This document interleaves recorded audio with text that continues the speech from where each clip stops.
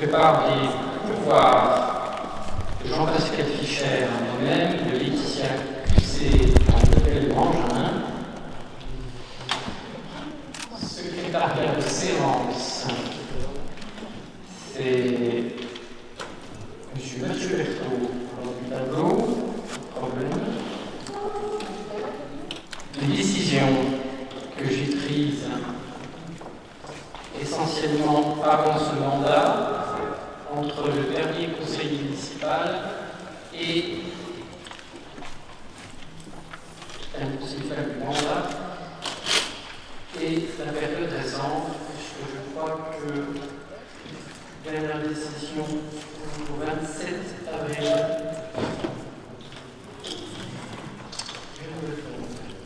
Sur cette décision, il y a justement des questions. À quoi vous avez? J'ai encore eu le temps d'avoir le rapport sous les yeux, donc je ne sais plus quelle question c'est, mais il s'agissait d'honoraires, je crois, sur une affaire avec la ville. Vous n'avez pas vos saisissements? Si j'ai encore pas eu le temps de... Ah oui, d'accord. Eh bien, on avait des honoraires sur une affaire, si je ne me trompe, liée à des affaires d'actes de vandalisme de mémoire. Ah oui. Voilà.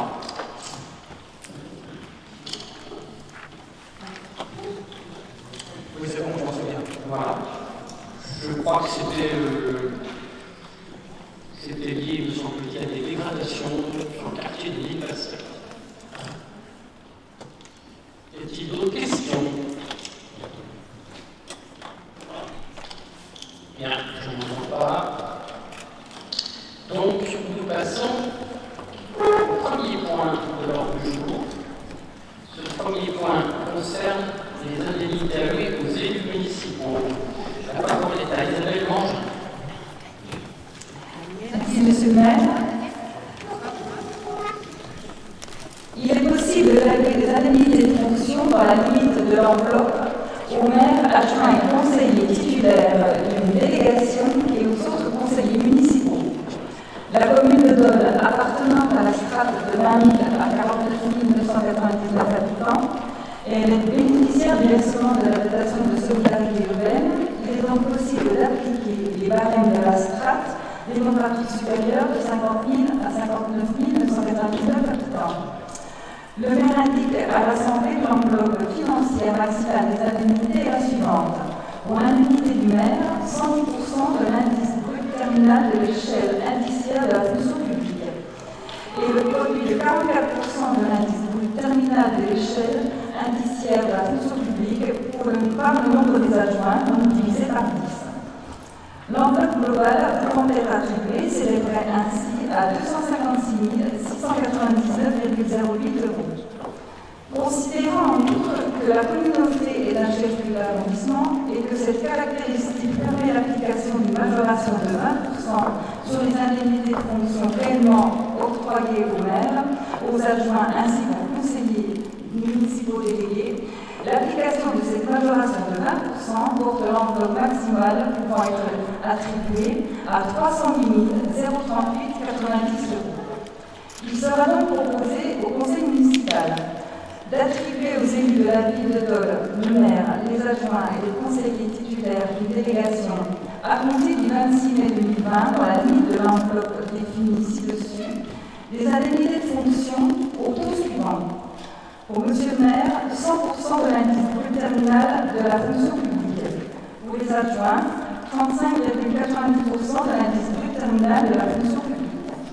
Pour les délégués et conseillers délégués, 10,36% de l'indice brut terminal de la fonction publique. Il est demandé aussi d'attribuer aux maires délégués de Goût, désignés par le conseil municipal du 25 mai 2020, une indemnité de fonction dont le taux sera de 25,5% de l'indice brut terminal de l'échelle indiciaire de la fonction publique. Et d'autoriser Monsieur le maire, son représentant, à signer tout document nécessaire à l'exécution de la présente délibération.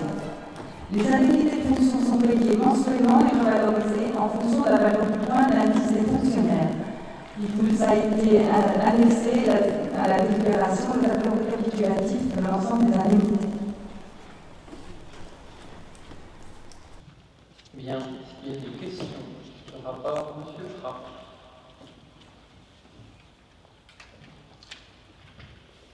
Monsieur le maire, mesdames, messieurs les conseillers municipaux, bon, il n'a échappé à personne que la crise sanitaire va déboucher sur une crise économique et que la précarité risque de toucher beaucoup de Dolois et de Doloises avec ces difficultés économiques.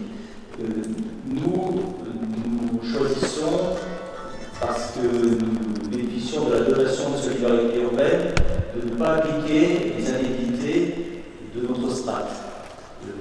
Je félicite que nous bénéficions de la dotation de solidarité urbaine, puisque ça permet à l'assurance et à vous-même d'engager des travaux, en particulier au Midi-Pasteur. Mais je trouve qu'il est dommage que nous ne donnions pas un signe de modération en utilisant uniquement ce que nous avons droit pour notre strate, c'est-à-dire 20 000 à 50 000 habitants.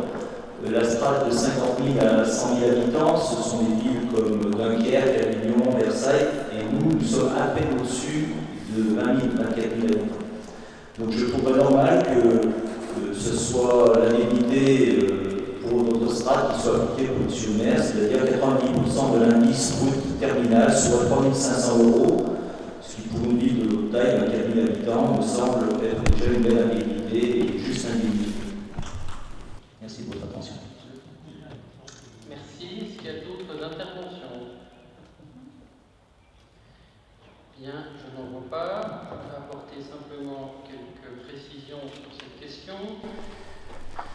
Bien évidemment, je ne suis pas surpris de votre intervention dans le sens où on peut toujours considérer qu'on peut donner moins et encore moins aux élus, mais quand j'entends dans un débat actuel au niveau national que potentiellement certaines entreprises diraient que si on baisse les salaires, on va sauver des emplois, je ne suis pas forcément dans cette logique-là. Et je pense qu'on ne peut pas aussi avoir deux interprétations de cette logique-là. Pour en revenir strictement sur les indemnités, je vous rappellerai tout de même que les indemnités ne changent pas, que le maire de Dole ne prend pas la totalité de ce qu'il pourrait prétendre dans ces indemnités, que nous n'actionnons pas, comme ça a été fait par le passé, le fait d'être chef-lieu d'arrondissement et de percevoir la dotation de solidarité urbaine, ce qui majorerait de 20% les indemnités. Que nous pourrions solliciter 308 000 € par an d'indemnité et que nous en resterons à 252 000. Je pense que sur ces presque 15 dernières années, nous sommes la majorité qui a consommé le moins de crédits liés aux indemnités. Autant j'estime que la responsabilité de maire, je ne m'en plains pas, mais elle est à une indemnité qui est, me semble-t-il, correcte. Que les adjoints de la ville qui ont des responsabilités, qui doivent consacrer du temps, qui doivent, pour un certain nombre, laisser des heures de travail pour assumer leurs fonctions, doivent avoir une rémunération par l'indemnité qui soit correcte aussi pour pouvoir justement dégager du temps. Que les conseillers délégués, je le dis, je trouve que leurs indemnités sont basses et que justement, parce que la crise économique et sociale peut être là, on sent des difficultés pointent ici ou là, probablement, il faudra un peu de temps pour se prendre de recul vis-à-vis de ça et de se rendre compte des difficultés, eh bien, j'ai souhaité que nous ne touchions à rien. Donc, je pense qu'on a un certain nombre d'éléments. Bien sûr, quand on est dans l'opposition, on peut dire mais il faudrait encore faire plus. C'est probablement plus simple d'avoir ce discours-là dans l'opposition que dans la majorité. Mais veuillez croire, M. Prat, que par l'ensemble des éléments que je viens de vous transmettre, eh bien, nous avons souhaité avoir toute la modération nécessaire compte tenu du contexte en ne changeant pas nos indemnités. Sachez tout de même aussi qu'à l'échelle européenne, les maires de France, les adjoints de France sont probablement ceux qui ont les dotations les plus faibles. Quand je compare avec des villes similaires, y compris avec le ville jumelé de l'Arc, eh bien, je crois que nous avons la nécessité de faire attention à ces questions-là, mais pas non plus être aux abords, je veux dire, de la démagogie qui ferait qu'on proposerait toujours moins aux élus. Donc, nous ne prenons pas la totalité d'enveloppe, loin de là. Nous n'actionnons pas la dotation dont on pourrait prétendre liée à la DSU. Et je crois que c'est aussi important que le maire de Dole, qui aurait droit à 110% de la DSU brute terminale de la fonction publique, se limite à 100% dans le sens où j'ai souhaité, en 2017, non pas faire comme mon prédécesseur Jean-Marie Servier, qui avait une situation particulière due à son mandat parlementaire, mais suivre dans la même logique ce qu'avait fait Jean-Claude France. Et ceci, je pense, me paraît respecter cet esprit de modération. Y a-t-il d'autres interventions? Jean-Marie Servier. Monsieur le maire, c'est toujours un moment un peu compliqué, bizarre, ce vote pour les indemnités allouées aux membres du conseil municipal. J'ai le sentiment, puisque ça fait un certain nombre de mandats que je fais maintenant, trop sans doute pour certains, assez pour les électeurs.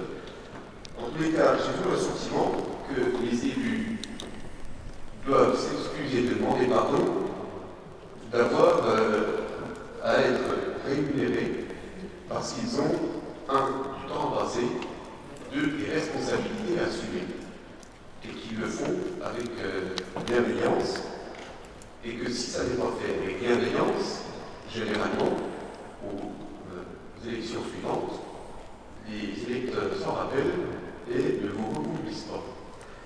Alors, monsieur le maire, vous avez évoqué effectivement une situation particulière qui a fait que pendant quelques années, bénéficiant du cumul de mandats, la ville de Dole ne m'a pas donné aucune indemnité pleine, puisque avant qu'il y ait l'absence de cumul, il y avait quand même le cumul des indemnités, et depuis, très clairement, vous avez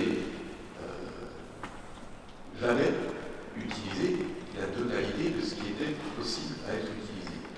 Moi, je voudrais rappeler qu'un certain nombre de personnes ici ont compté sur les maires, et quand je dis le maire, je parle de toute son équipe, je parle des adjoints, je parle des conseillers délégués, voire même des conseillers municipaux qui ne sont pas rémunérés. À compter sur toute son équipe pendant les 3 derniers mois, quand il a fallu trouver des solutions pour les entreprises, quand il a fallu trouver des solutions pour les associations, quand il a fallu trouver des solutions pour les individus, quand il a fallu trouver des solutions pour aider les soignants, quand il a fallu trouver des solutions pour les écoles, quand il a fallu trouver des solutions pour permettre les transports, quand on a pris un certain nombre de risques, quand le maire a pris un certain nombre de risques, pour faire en sorte que nos concitoyens puissent vivre normalement, quotidiennement, dans ce confinement.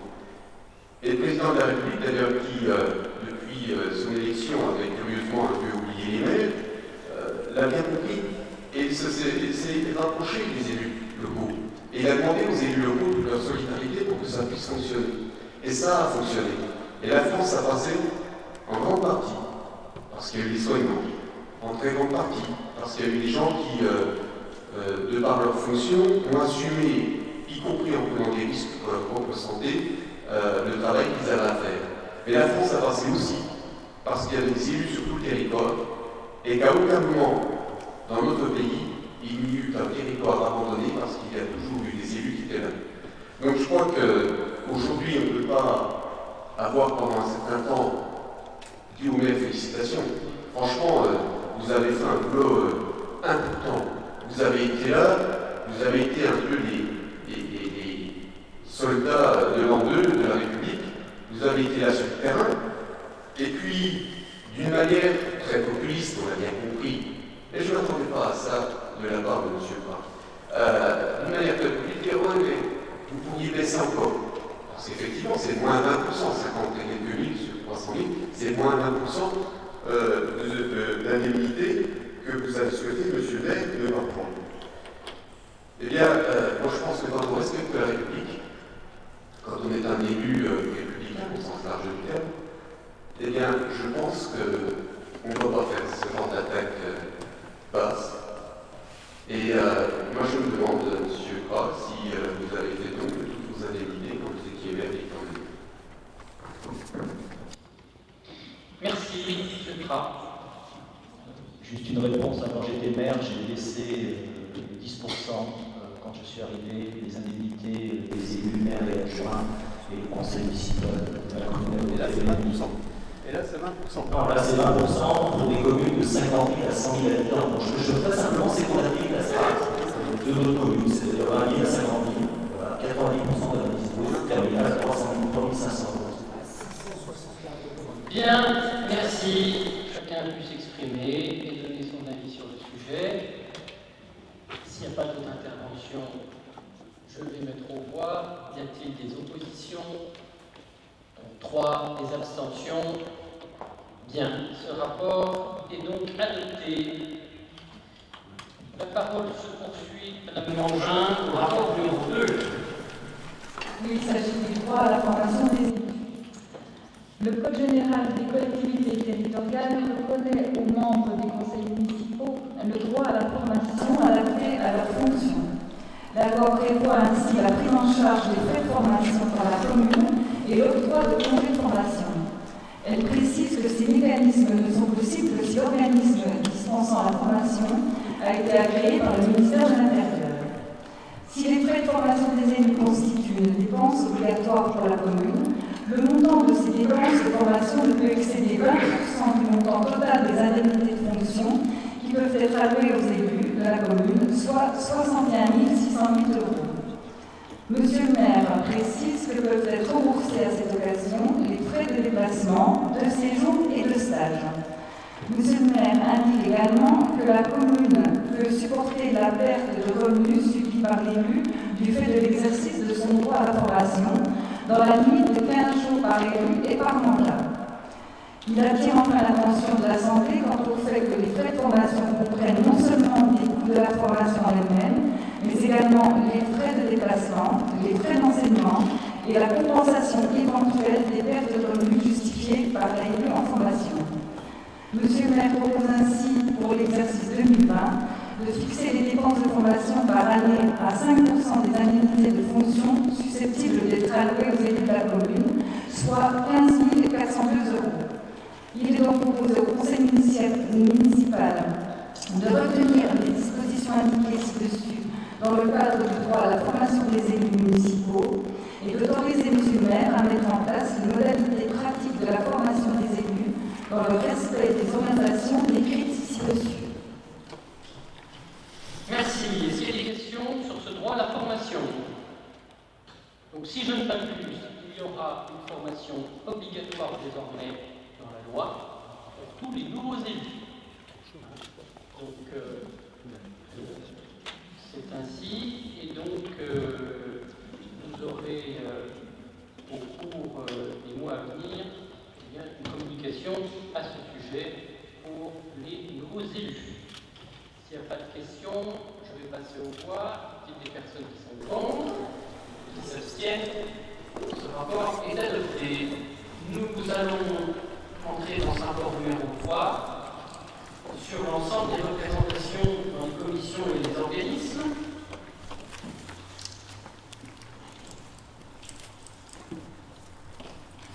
Donc, en application de l'article 21-22 du CGCT, le Conseil municipal peut former des commissions chargées d'étudier les questions soumises au Conseil, soit par l'administration, soit à l'initiative d'un de ses membres. Le fait, c'est le Conseil municipal qui revient sur le principe d'une compétence propre de décider de créer les commissions municipales, d'organiser le travail de celles-ci, mais aussi de décider du nombre de conseillers municipaux siégeant dans chaque commission. Les commissions municipales peuvent revêtir un caractère soit temporaire, en d'établir une question ou un point particulier, soit permanent. Leur travail sera alors axé sur l'audition de longue durée, voire sur un service aux usagers qui nécessite des réunions sur la durée du mandat municipal. La commission municipale est une instance de préparation et d'analyse d'une problématique destinée à clarifier et accélérer le principe décisionnel des délibérations prises au conseil municipal. Les travaux des commissions n'obéissent à aucune règle de droit, hormis celles émises par le conseil municipal dans son règlement intérieur. Je rappelle d'ailleurs sur toute question du règlement intérieur, le règlement intérieur du précédent mandat s'applique toujours dans nos séances et que nous avons 6 mois pour valider un nouveau règlement intérieur, ce qui sera fait dans les séances à venir. Les commissions municipales sont convoquées par le maire dans les présidents de droit, désignés en leur sein un vice-président et un secrétaire. Dans les communes de plus de 1000 habitants, la composition des différentes commissions doit respecter le principe de la représentation proportionnelle pour permettre l'expression pluraliste des élus au sein des commissions, au sein du conseil municipal, de l'assemblée municipale. Il est donc proposé au conseil municipal de fixer à 5 le nombre de commissions chargées d'étudier les questions soumises au conseil municipal, 14 le nombre de membres de chaque commission, dont le président le droit. D'établir les commissions par thématique de la façon suivante. Première commission, fonctionnement de l'institution. La deuxième commission, vie sportive, culturelle et associative. La troisième commission, affaires sociales, familiales et scolaires. La quatrième commission, aménagement et urbanisme. Et la cinquième commission, transition écologique.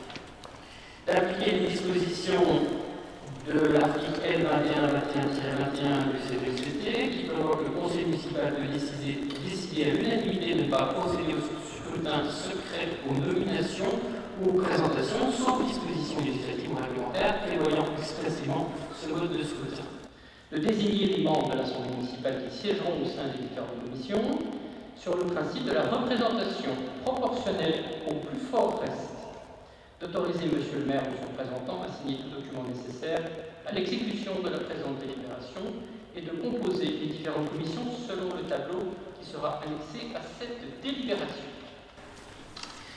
Ainsi, selon l'application de la représentation proportionnelle au plus fort reste, émanant évidemment des résultats des élections municipales, il y a donc une application de cette proportionnelle sur donc, les 13 sièges des commissions, plus le président en est le maire.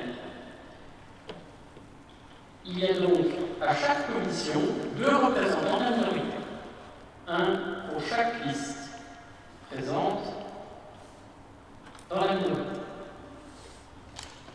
Je vais donc vous proposer l'énumération pour chaque commission.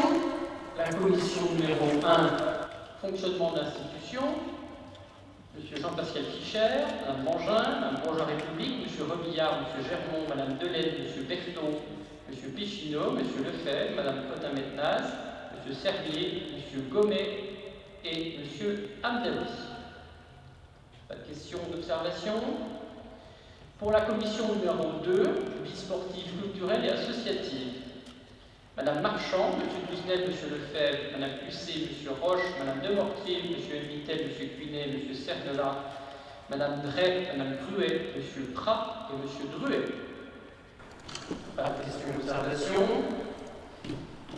Commission 3, affaires scolaires, familiales et sociales, Mme Drey, Mme Jadet, Mme Gruet, Mme Antoine, Mme Demortier, Mme Bussé, Mme Lebouton, M. Cuinet, Mme Marchand, Madame Giraud, M. Germont, Madame Jarot, Mermet et M. Druet. Pas de questions ou observations. Commission numéro 4, Aménagement et Urbanisme, M. Mitel, M. Robillard, Madame Giraud, M. Jacobis, M. Berthaud, M. Champanet, M. Roche, Madame Delaine, Madame Antoine, Madame Mira, M. Cerdela, Madame Jarot-Mermet, Madame Bordic. Pas de questions ou observations. Commission numéro 5, Transition écologique, Madame Mira, Madame Neudre-Coudon, M. Champanet, M. Douzenel, M. Jacobis, M. Berthaud, Madame Cretin-Ménaz, Madame Bourgeois-République, M. Péchineau, M. Servier, M. Roche, M. Prat et Mme Bordic. Des questions ou des observations? Je n'en vois pas. Question, est-ce que la composition de ces commissions, est-ce qu'il est souhaité un vote à bulletin secret? Je n'en vois pas. Je vous propose donc de délibérer sur le principe donc, du vote à main levée. Y a-t-il des personnes qui sont contre les compositions telles qu'énumérées de ces commissions? Pas d'opposition. Les abstentions? Je n'en vois pas non plus.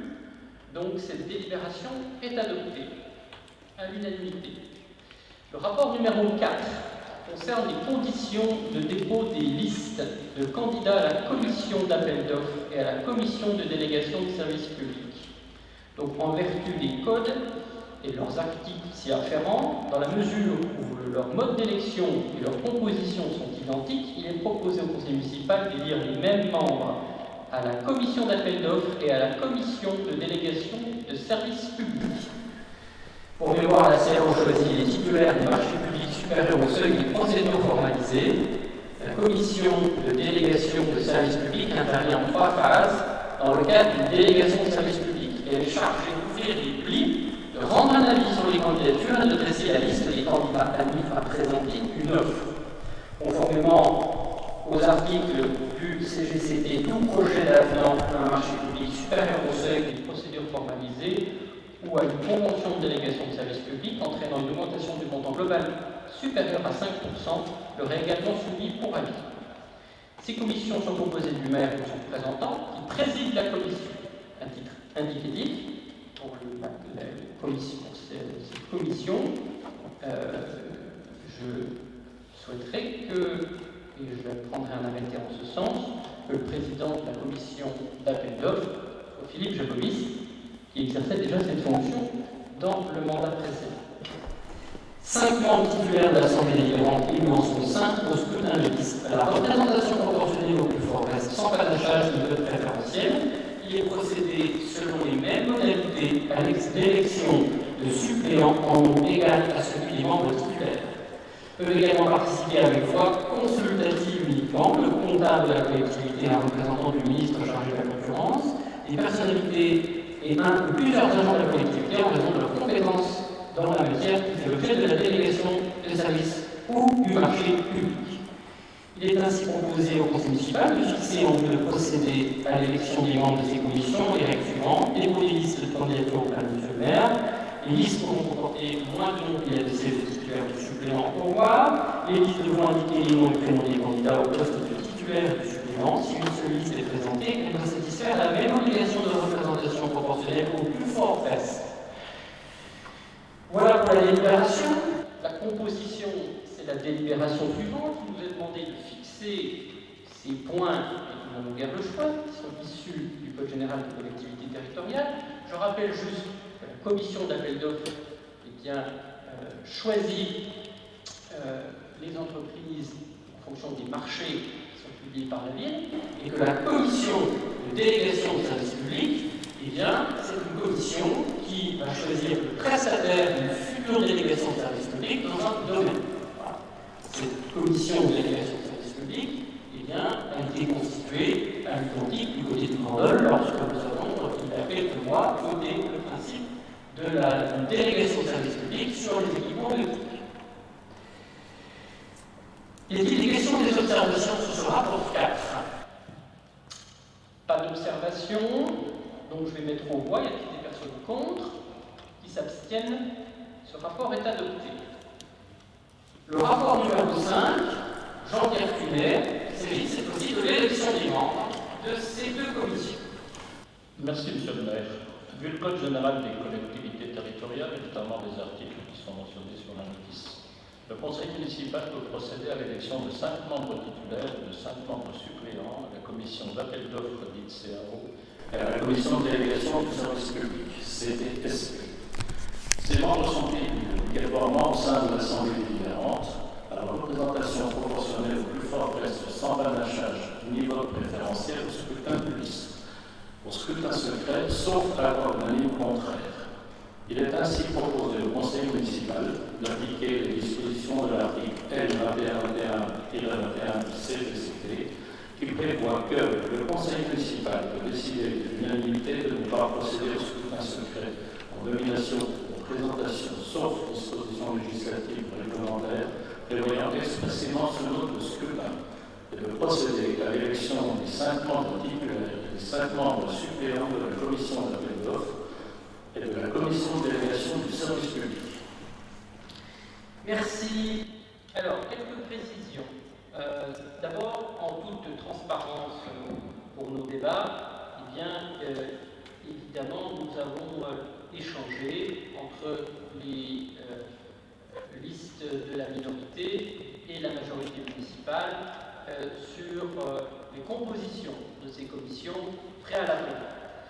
Ensuite, la représentation proportionnelle au plus fort reste dans ces organismes, notamment la commission d'appel d'offres et la commission de délégation du service public, eh bien, est composée, vous l'avez compris, de 5 titulaires, plus le président. Que la proportionnelle au plus fort reste s'applique sur les 5 titulaires des 5 suppléants, et que 4 sièges reviennent à la majorité, et puis un siège à la minorité.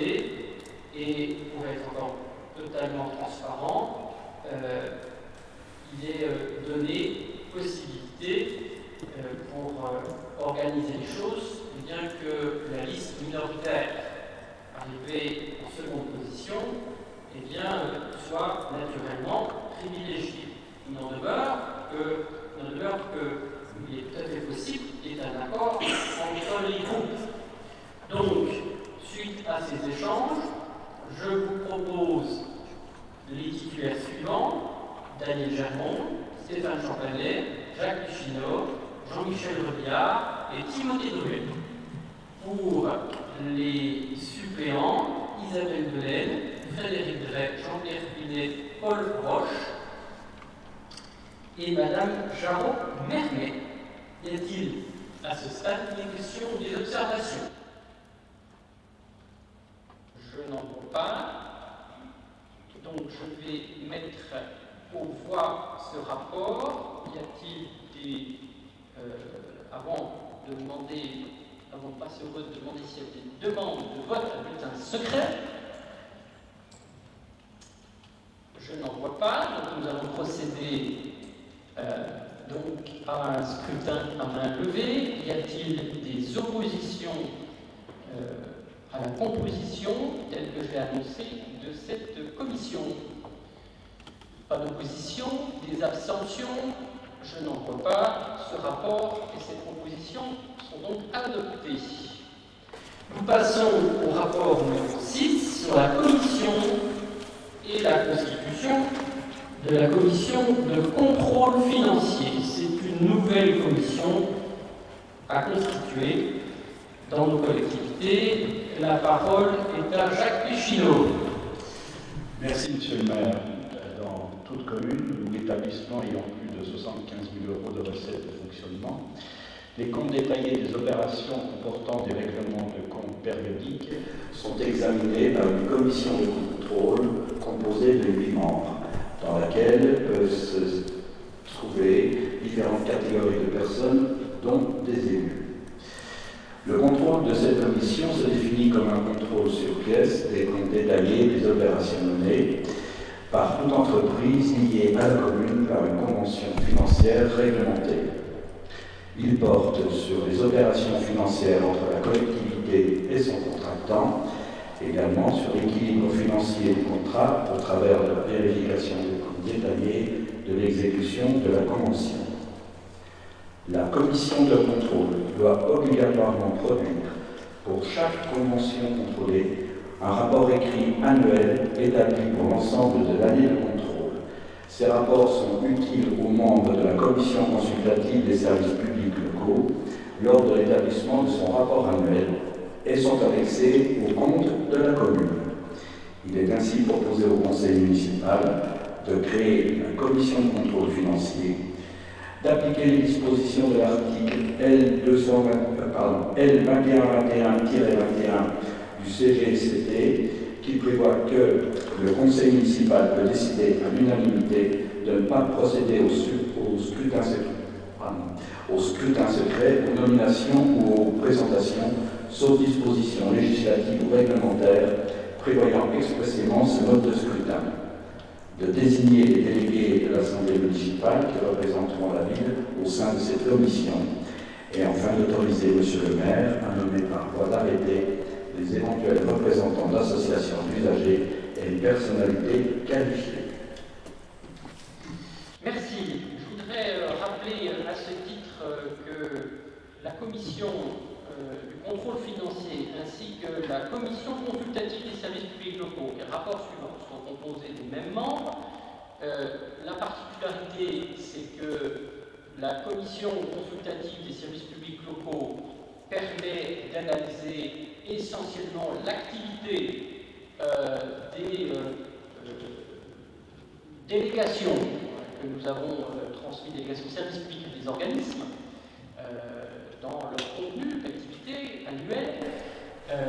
Et puis cette commission du contrôle financier aura particulièrement objet de vérifier et d'analyser la comptabilité financière des délégations et des structures dans lesquelles nous avons choisi de transmettre une délégation de service public.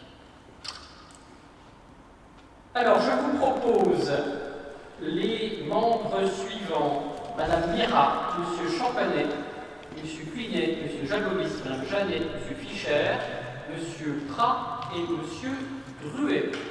Donc, nous avons ici 8 titulaires de cette commission, 6 pour la majorité et 1 siège pour chacune des listes minoritaires. Y a-t-il une demande de vote à bulletin secret? Je n'en vois pas, donc je vais mettre au voie. Y a-t-il des personnes contre qui s'abstiennent? Ce rapport est donc adopté. Nous passons au rapport numéro 7. Stéphane Champanet. Merci, Monsieur le maire. Ce rapport numéro 7, c'est pour la constitution et la composition de la commission consultative des services publics locaux, CCSPL. Donc, conformément à ce que le Code des collectivités territoriales prévoit, il nous faut donc créer une commission consultative des services publics locaux. Cette commission permet d'associer davantage les citoyens à la gestion des services publics. Elle est présidée par le maire. Sa composition est fixée par l'Assemblée délibérante. Cette commission doit être consultée sur tout projet de création de services publics En délégation ou en régie. Les compétences de la commission sont de 2 ordres. La commission examine annuellement, sur rapport de son président, les rapports annuels d'activité établis par le délégataire, ainsi que les bilans d'activité des services exploités en régie autonome. Cela concerne donc pour la ville de Dole la gestion du crématorium, ainsi que la gestion du réseau de chaleur. Les rapports sur les prix et la qualité des services de collecte, d'évacuation et de traitement des ordures ménagères. La commission est consultée pour avis avant délibération du conseil municipal sur les projets de délégation de services publics, avant décision portant sur création de régie autonome. La majorité de ces membres peut demander l'inscription à l'ordre du jour de toute proposition relative à l'amélioration des services publics locaux. Compte tenu de la teneur des dossiers dont l'examen sera confié à cette instance, il est proposé de nommer dans cette commission, outre son président, 8 membres élus et d'appeler à participer aux travaux de la commission des membres d'associations représentatives, associations représentatives locataires, associations représentatives en matière de protection de l'environnement, associations représentatives du monde économique et commercial et de la garantie des droits des consommateurs. Il est ainsi proposé au conseil conseil municipal d'appliquer les dispositions de l'article L. 2121-21 du CGCT qui prévoit que le conseil municipal peut décider à l'unanimité de ne pas procéder au scrutin secret, aux nominations ou aux présentations, sauf dispositions législatives ou réglementaires prévoyant expressément ce mode de scrutin. De désigner les délégués de l'Assemblée municipale qui représenteront la ville au sein de cette commission dans le respect de la représentation proportionnelle. D'autoriser M. le maire à nommer par voie d'arrêté les représentants d'associations. Merci. Je vous connais. Donc la commission est composée des mêmes membres, Mme Mira, M. Champanet, M. Cuinet, M. Jabovis, Mme Janet, M. Fischer, M. Prat et M. Druet, et elle sera présidée par Isabelle Mangin à ma place. Y a-t-il des questions ou des observations? Je n'en vois pas. Y a-t-il des demandes de vote à bulletin secret? Je n'en vois pas. Nous allons donc procéder au vote à main levée. Y a-t-il des voix contre? Des abstentions? Je n'en vois pas. Le rapport est adopté à l'unanimité ainsi que sa composition. Nous passons au rapport 8. Il s'agit de la constitution et de la composition du conseil d'administration du Centre communal d'action sociale, dont là aussi nous avons une exigence de répartition des sièges à la proportionnelle au plus fort reste. La parole est à Frédéric Drey. Merci, Monsieur le maire. Chaque élection municipale s'accompagne du renouvellement du conseil d'administration du Centre communal d'action sociale. L'ensemble des formalités de renouvellement des administrateurs doit s'inscrire dans un délai maximum de 2 mois à compter de l'installation du conseil municipal. Présidé de droit par le maire, ce conseil est composé à parité d'élus municipaux et de membres issus de la société civile dans une proportion de 8 minimum à 16 maximum en plus du maire. C'est le conseil municipal qui procède par délibération à la fixation du nombre d'administrateurs. Les représentants du conseil municipal sont élus en son sein au scrutin de liste à la proportionnelle au plus fort reste. Les représentants de la société civile sont nommés par le maire par arrêté, étant rappelé que le maire doit procéder par affichage en mairie à une publicité à destination des associations précitées pour les informer du renouvellement du CA et les inviter à déposer des candidatures. En application des articles L123-6, R123-7 et R123-11 du Code de l'action sociale et des familles, il est prescrit une présentation de 4 catégories d'associations. Les associations de personnes âgées et de retraités, les associations de personnes handicapées, les associations œuvrant dans le secteur de l'insertion et la lutte contre l'exclusion, et pour terminer, l'Union départementale des associations familiales, UDAF, membres de droit. Monsieur le maire peut également nommer des personnes qualifiées qui mènent des actions de prévention, d'animation ou de développement social sur le territoire de la commune. Une fois la délibération du conseil municipal adoptée et l'arrêté pris, il sera procédé à la première convocation du CA qui élira son vice-président. Au regard des différents articles du Code de l'action sociale et des familles, il est proposé au conseil municipal de fixer à 16 le nombre d'administrateurs du Centre communal d'action sociale, répartis comme suit. 8 membres élus au sein du conseil municipal, 8 membres nommés par Monsieur le maire dans les conditions de l'article L123-6 du Code de l'action sociale et des familles, de procéder à la désignation au scrutin proportionnel de liste au plus fort reste des représentants du conseil municipal au conseil d'administration du CCAS et d'autoriser Monsieur le maire à nommer par voie d'arrêté les représentants d'associations locales. Merci. Je précise donc que les personnalités qualifiées qui intégreront le CCAS ne sont encore pas nommées. Donc elles compléteront la liste des élus que je vais vous donner dans un instant. La composition est donc fixée à 16, dont 8 membres élus du conseil municipal, à la répartition proportionnelle au plus fort reste.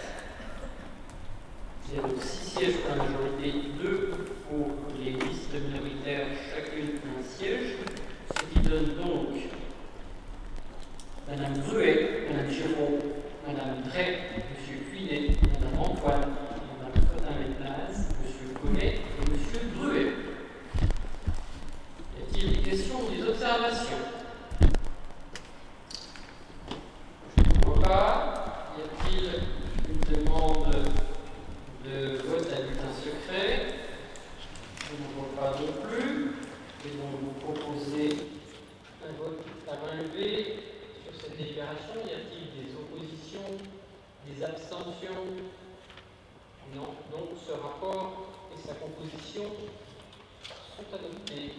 Rapport numéro 9, M. Daniel Germont. Merci, Monsieur le maire. La commission de réforme départementale, une instance consultative médicale et paritaire.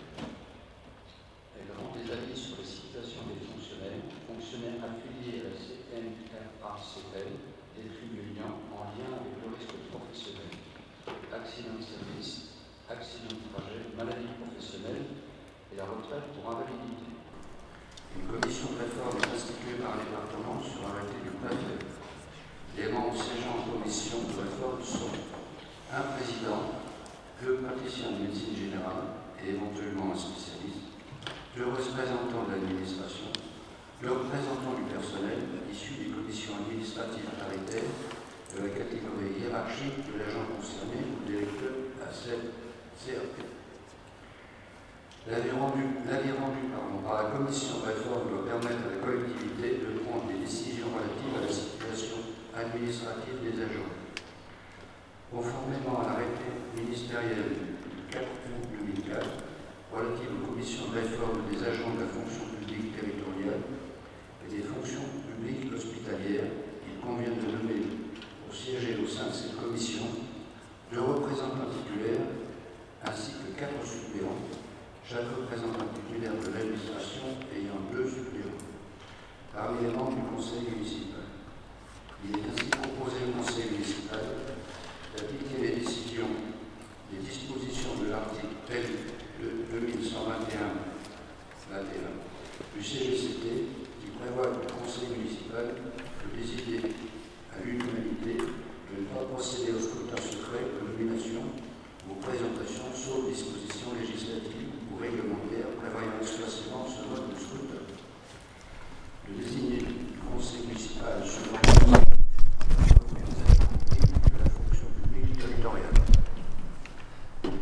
Merci. Alors, je vous propose pour cette commission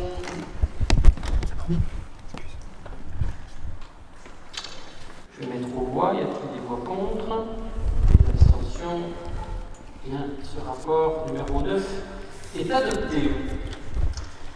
Nous passons toujours dans les cas des désignations de représentants du conseil municipal au sein de structures, et bien au rapport 10, avec cette fois-ci des rapports qui ne concernent pas une proportionnelle au plus fort reste.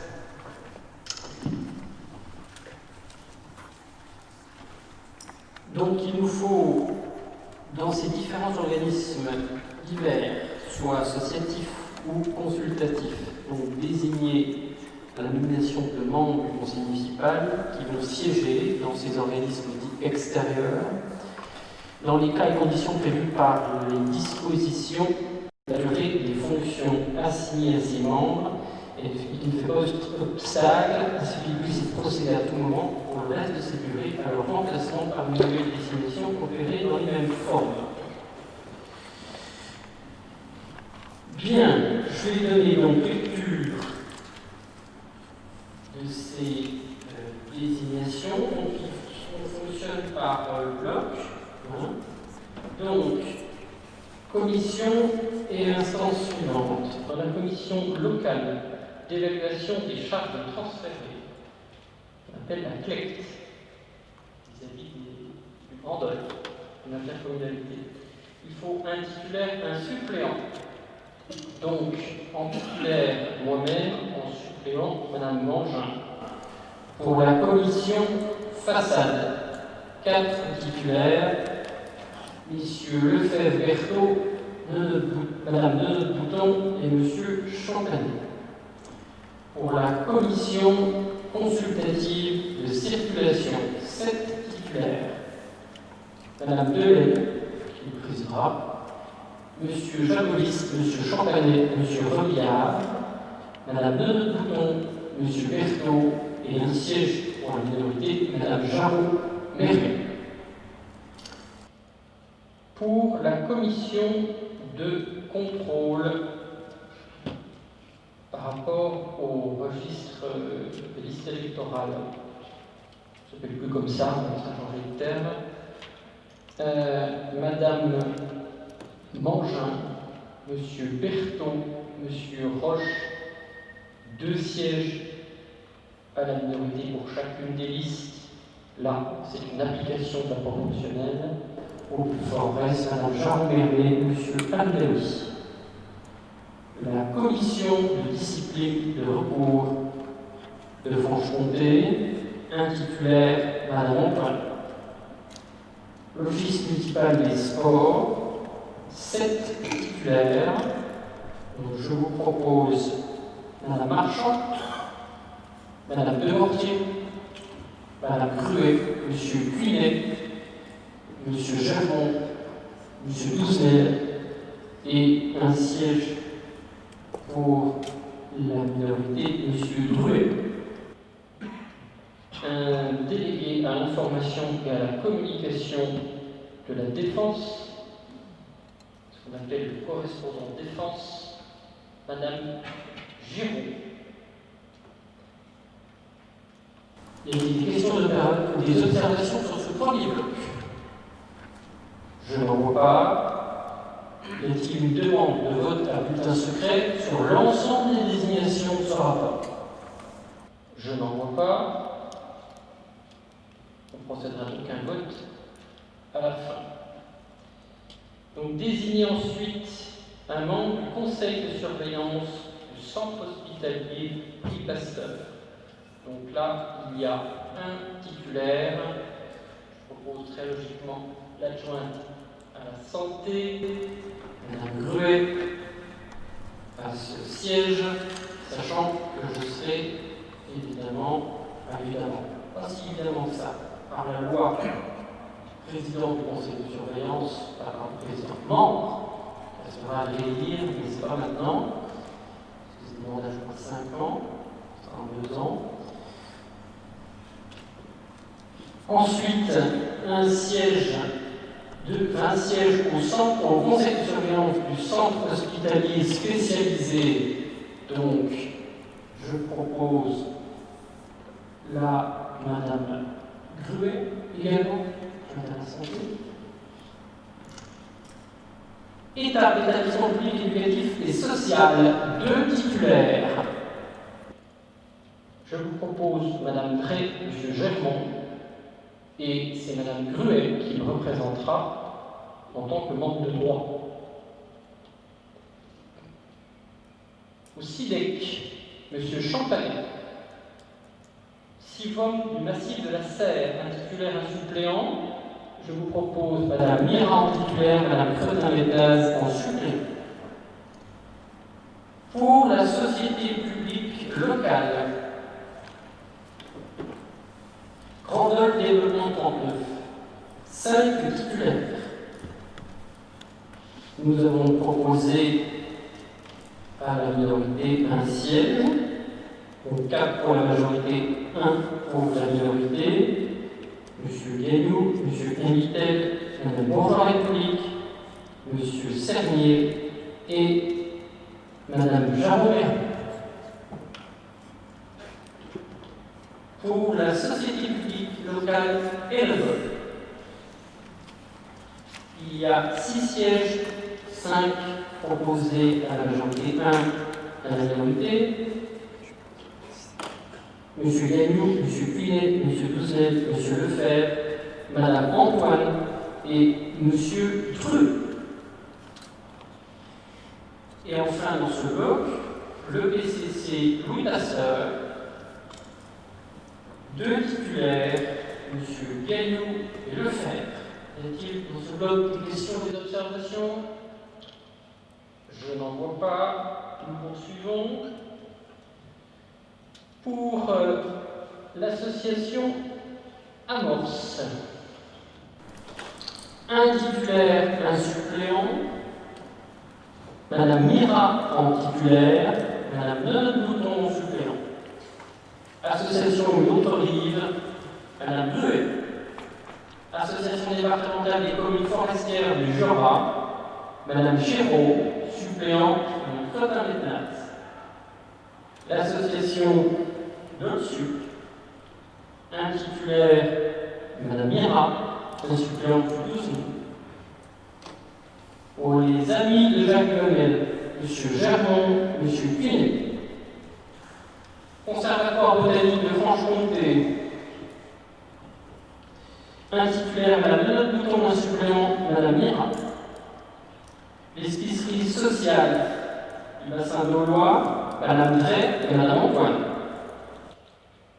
Fédération des sites tunisiens, M. Gagnou, M. Lefebvre. La MJC, 6 sièges. Nous en avons proposé un à la minorité, M. Lefebvre, Mme Mira, M. Douzenay, Mme Cusset, Mme Bourgeois-République, M. Prat. Comité de jumelage.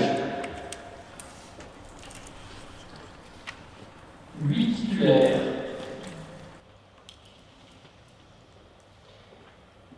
Monsieur Lefebvre, Cuinet, Mme Janet, Mme Demortier, Mme Mangin, Monsieur Douzenel, Monsieur Prat et Monsieur Druet.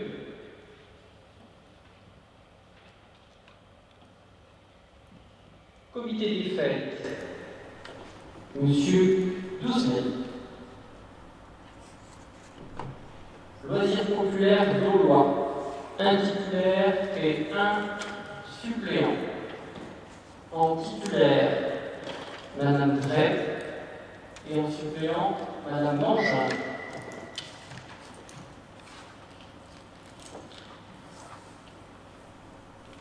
Le Saint-Jean, un représentant, Madame Drey. La Régie de quartier, 3 sièges, Madame Drey. Monsieur Roche, Madame Lenotte Bouton. Y a-t-il des questions, des observations sur ce bloc? Bien, je poursuis.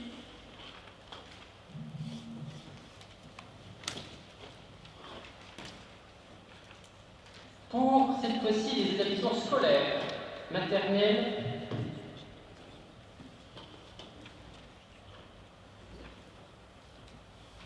Bourgard maternelle. Titulaire, Madame Janet. Suppléant, Monsieur Druet. Bourgard élémentaire, Madame Janet.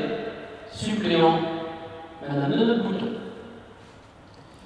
Beduc maternelle, Madame Antoine titulaire, Monsieur Berthaud suppléant. Beduc élémentaire, Madame Antoine, suppléant, Monsieur Berthaud.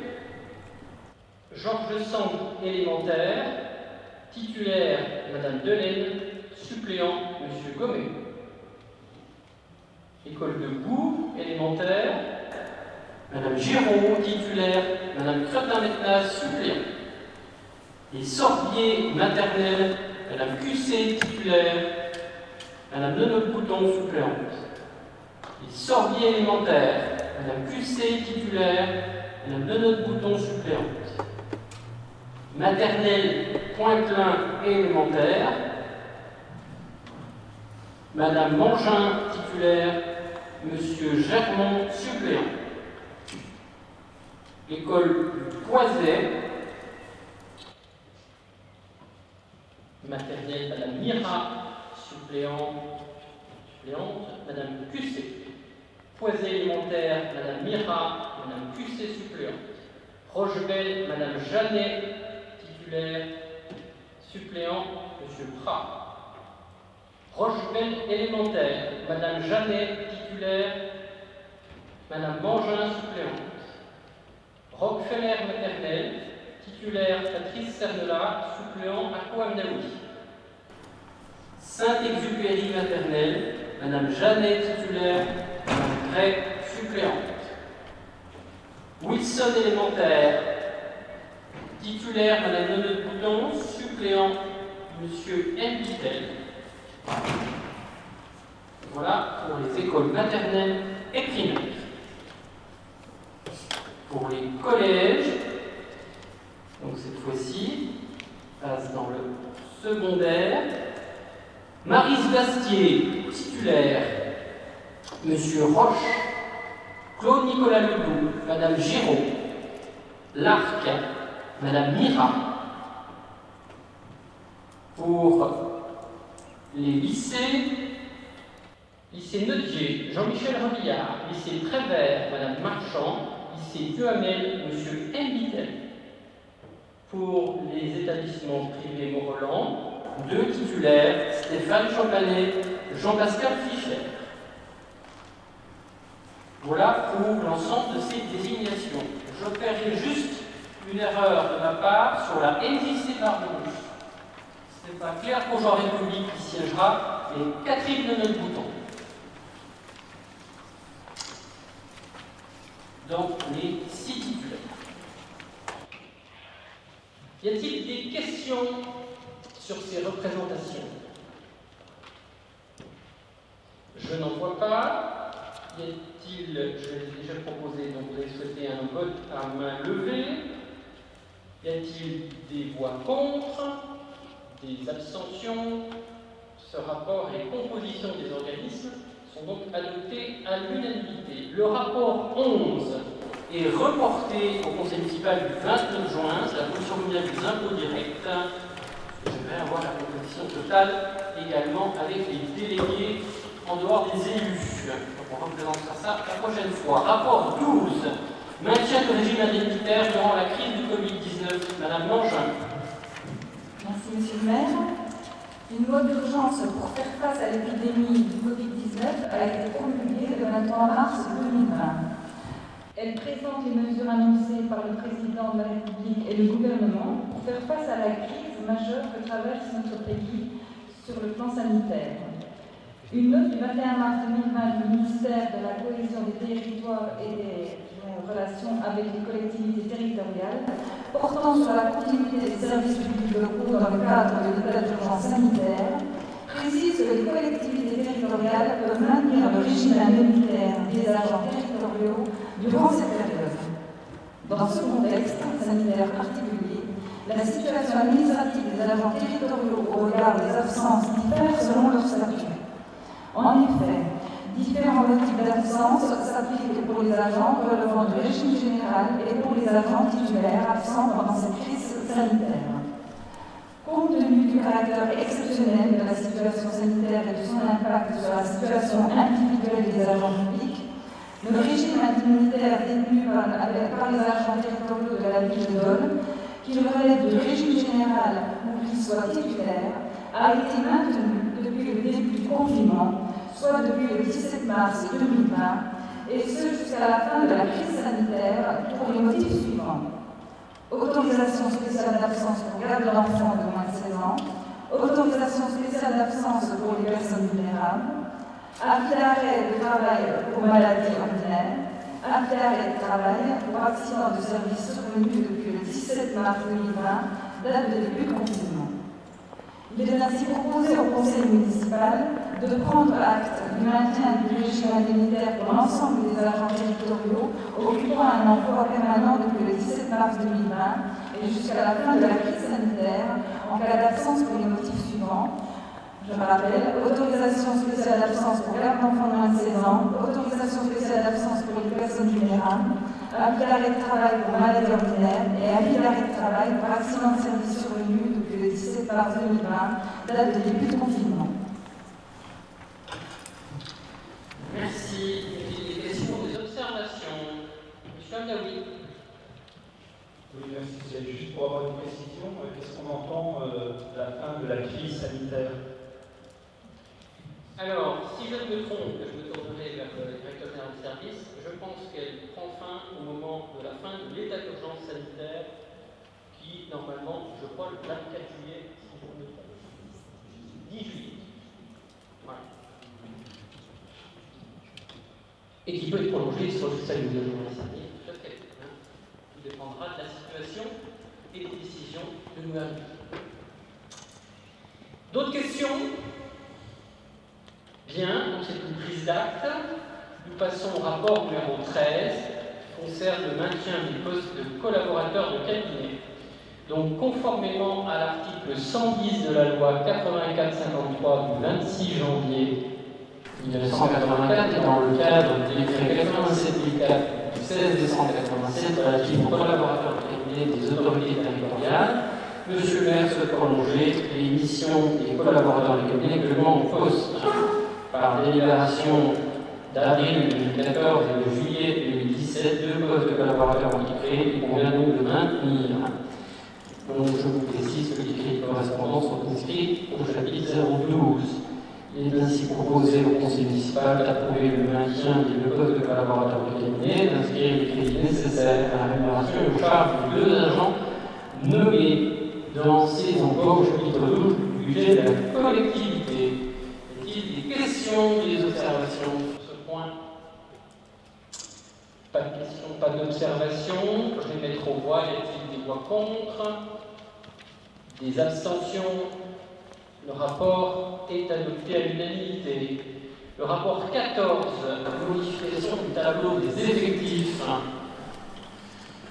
Donc, conformément à l'article 34 de la loi du 26 janvier 1984, les emplois de chaque collectivité ou établissement sont créés et supprimés par l'organe délibérant de la collectivité ou de l'établissement. Il appartient donc au conseil municipal de fixer l'effectif des emplois à temps complet et non complet nécessaires au fonctionnement des services. Compte tenu de l'activité du syndicat mixte de la Grande Tablée, il est nécessaire de renforcer l'équipe permanente actuellement en place et de créer un poste d'adjoint technique catégorie C à raison de 30 heures hebdomadaires à compter du 1er juillet 2020.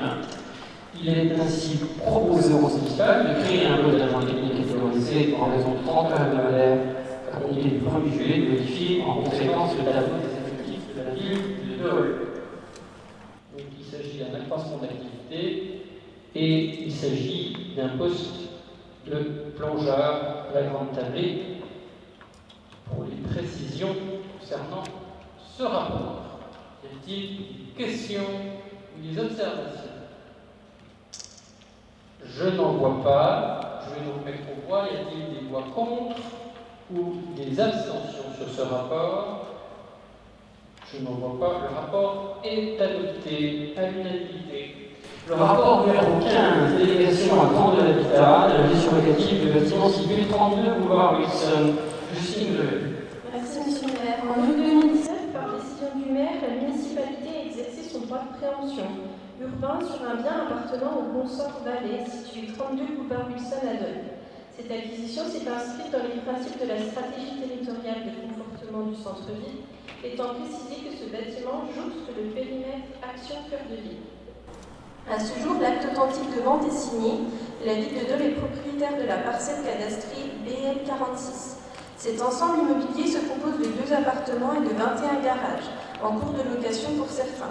Dans un premier temps, il est prévu de poursuivre les locations, qu'elles soient en cours ou à venir pour les biens encore libres. Considérant que Grand Dole Habitat a toute compétence pour assurer au mieux la gestion et l'attribution des logements locatifs, il est donc proposé au conseil municipal d'approuver la délégation de la gestion locative des logements et garages situés 32 boulevard Wilson à Grand Dole Habitat, de préciser que la prise de gestion se fera au 1er juillet 2020, de préciser que pour l'exécution de ces missions, Grand Dole Habitat déduira des sommes versées une rémunération de 7% du loyer théorique hors charge, à laquelle s'ajoutera 3% du loyer hors charge réellement perçu pour l'exécution de sa mission d'astreinte technique d'urgence. D'autoriser M. le maire à signer la convention de mandat annexée pour la gestion de logements et garages communaux.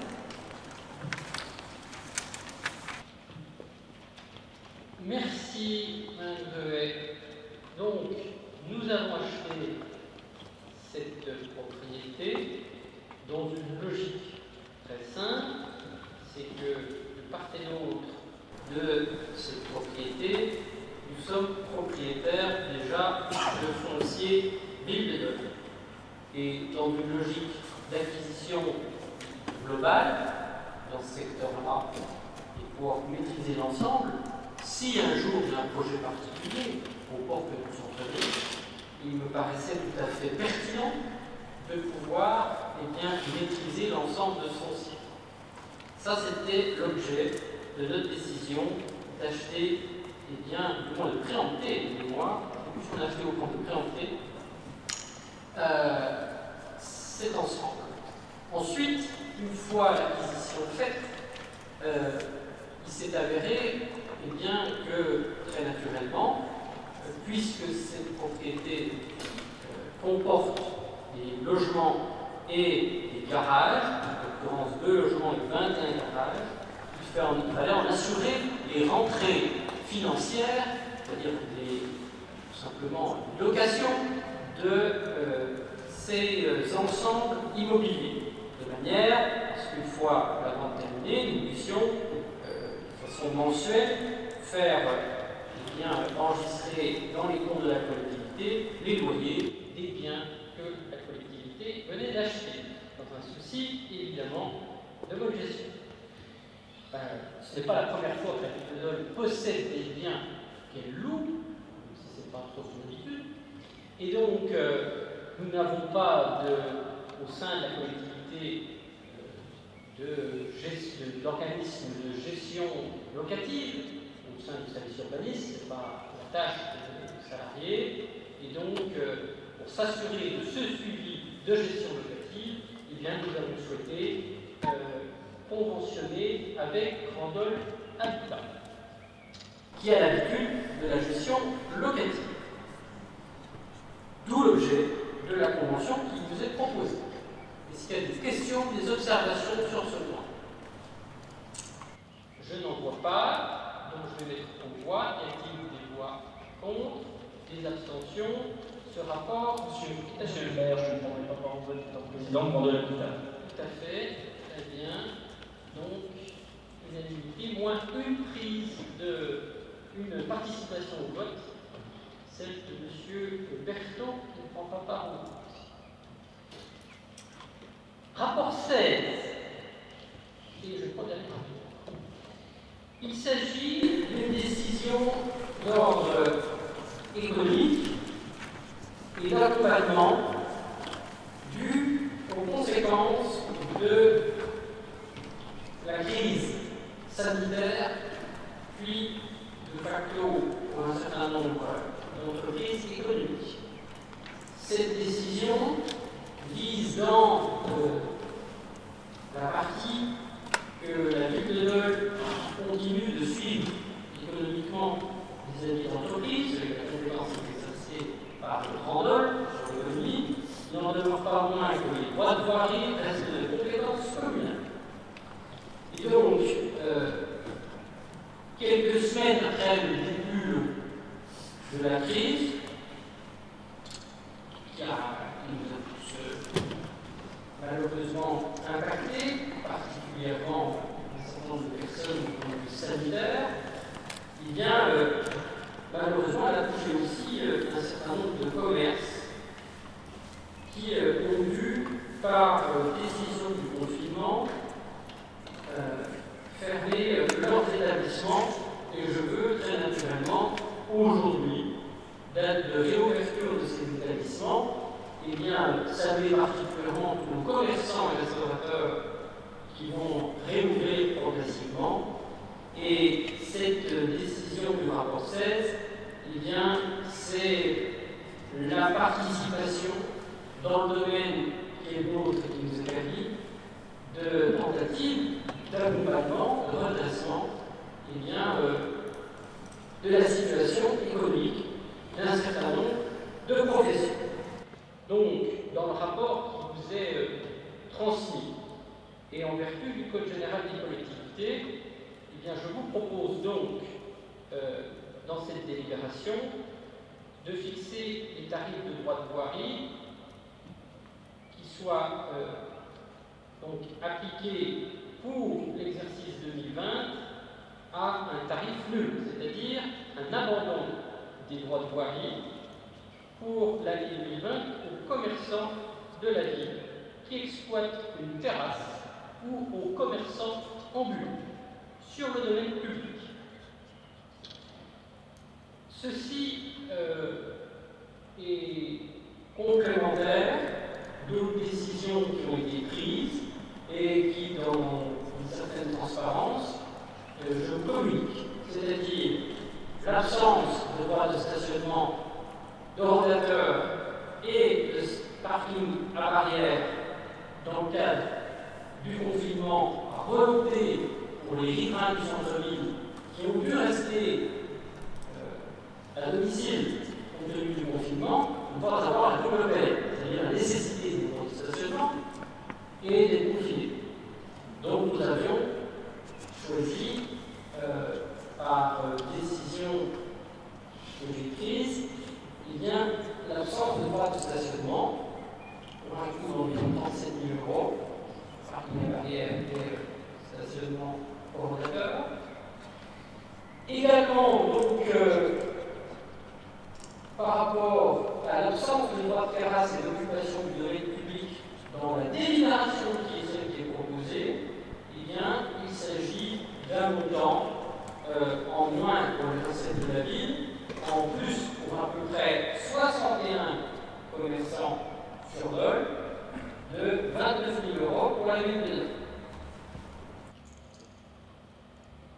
Bien sûr, c'est notre contribution là où on peut exercer une aide à ces commerçants qui se complètent naturellement par les dispositifs de la communauté d'agglomération, où probablement le président y reviendra au prochain conseil communautaire, des décisions du conseil régional également, et de l'État pour accompagner au mieux les entreprises qui viendraient être en difficulté.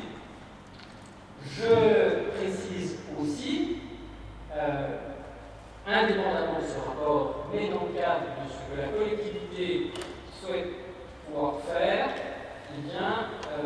pour aider au mieux des situations compliquées, que très naturellement, pendant le confinement, dans nos crèches, nous avons accueilli exclusivement des enfants de personnel dit indispensable à la gestion de la crise.